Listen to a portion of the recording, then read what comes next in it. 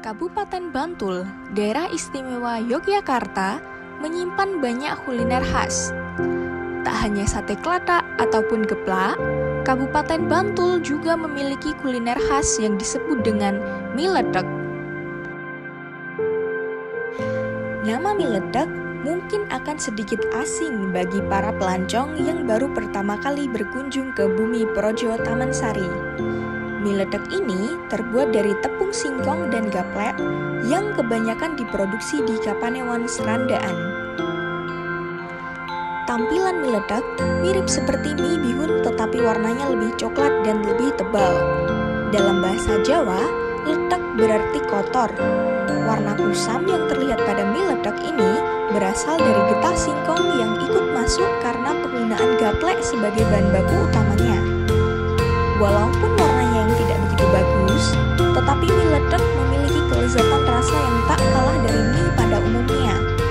Mie ledek sendiri bisa digunakan sebagai mie pada olahan bakmi Jawa. Kehadiran mie ledek sudah ada sejak tahun 1920-an. Perusahaan produsen mie ledek pertama justru didirikan oleh seorang yang berasal dari Timur Tengah bernama Umar. Menurut kisah yang beredar, sosok Umar menghadirkan mie ledek di Bantul karena prihatin terhadap kebutuhan rakyat akan pangan yang begitu tinggi. Hingga pada tahun 1940-an muncul berbagai pabrik mie ledek yang didirikan oleh masyarakat setempat dan masih beroperasi hingga saat ini. Mie ledek terbuat dari bahan alami seperti tepung tapioka dan singkong kering yang disebut gaplek oleh masyarakat Bantul.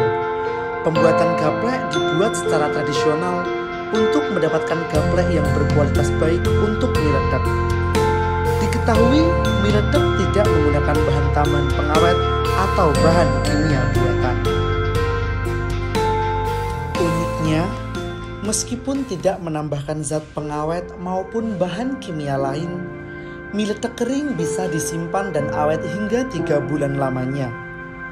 Jauh dari kesan peralatan yang canggih, setiap tahapan dari pembuatan mie ledek sengaja dipertahankan secara tradisional karena berasal dari kesulitan di masa-masa sebelum mie ledek hadir.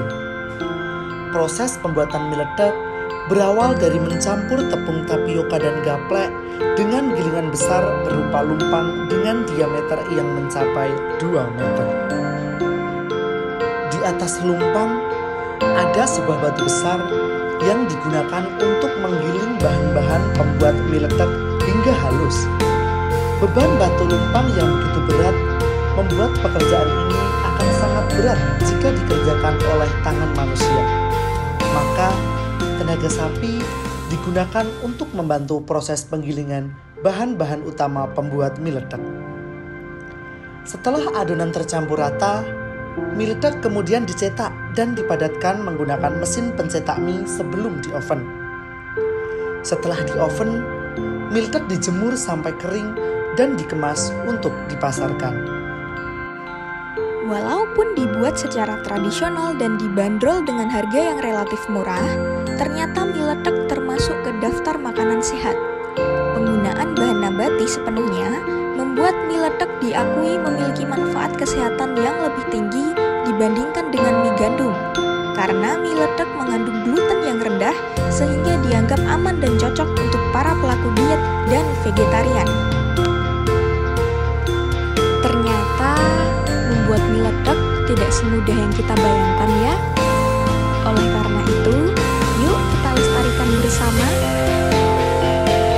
Mie ledek, the heritage of Bumi Projo Taman Sari.